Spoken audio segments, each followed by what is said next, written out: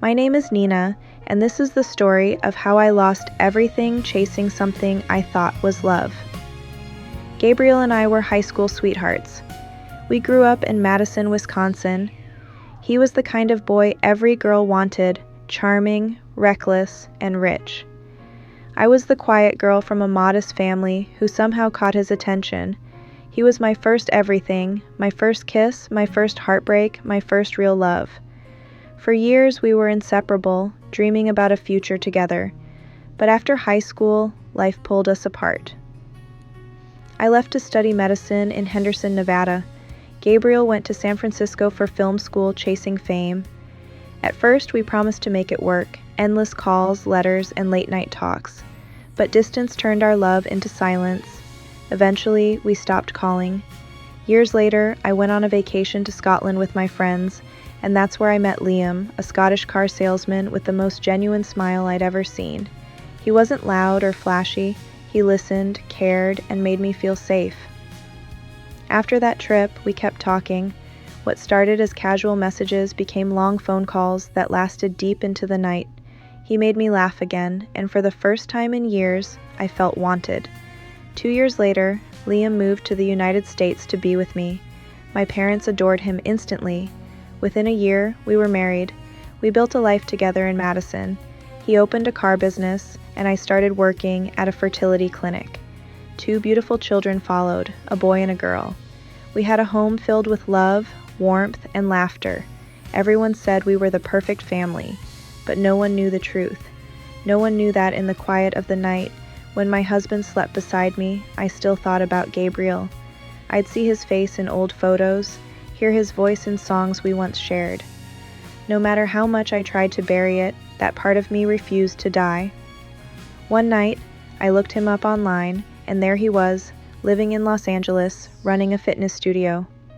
I hesitated for days before I messaged him. He replied in minutes. We started talking again, slowly at first, then constantly. I told myself it was harmless, but deep down, I knew it wasn't.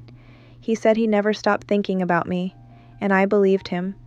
After a year and a half of secret conversations, he asked me to visit him.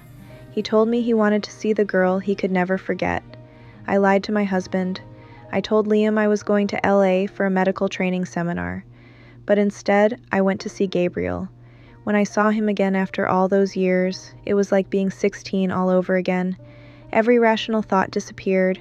We spent days together, and he made me believe that maybe, just maybe, we were meant to be.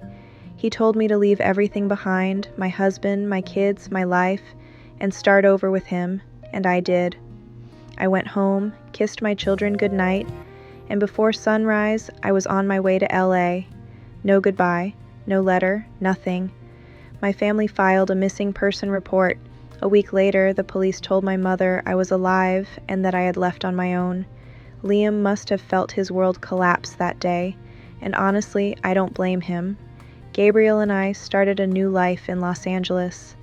At first, it felt thrilling, like I was finally living for myself. But the illusion didn't last long. He changed. The man who once made me feel alive started breaking me down. It began with words, little insults, then control, then violence.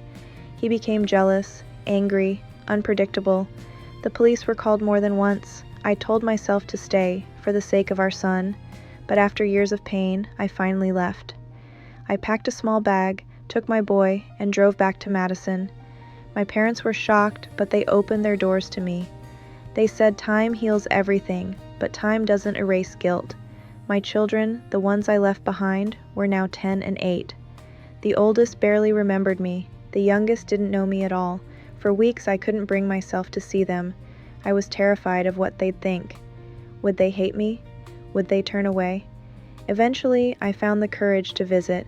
Liam lived an hour away. When he opened the door, I froze. He looked older, stronger, colder. He didn't shout. He didn't cry. He just stared at me like I was a ghost from a life he'd buried. I apologized through tears, but he only said in his Scottish accent, "You broke something I can't fix, Nina." He let me see the kids. They were shy, distant, and confused. My son barely spoke to me. My daughter kept asking why I left, and I had no answer that made sense, not even to myself. Now, I visit them regularly. Liam allows it. He also told me that I can be part of their life as much as I want, but he keeps his distance. He's polite, respectful, but he's no longer mine. I see it in his eyes. He forgave me, but he doesn't love me anymore. I still try to win him back. Every time I see him, I catch myself hoping he'll look at me the way he once did. But that spark is gone.